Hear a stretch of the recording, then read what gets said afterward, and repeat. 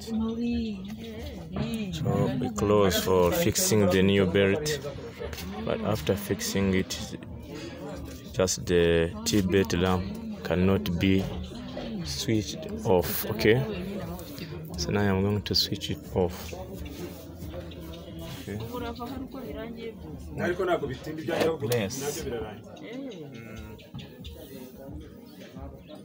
And position order on the dashboard. You see, you look in the dashboard.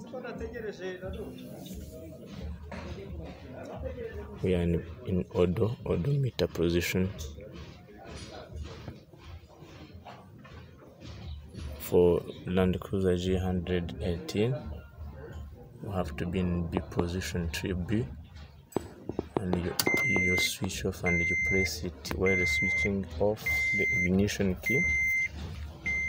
Okay, count 5 seconds and we switch it on again. We count 5 seconds and we release it and we place it and you get 15. You count from 1 to 15.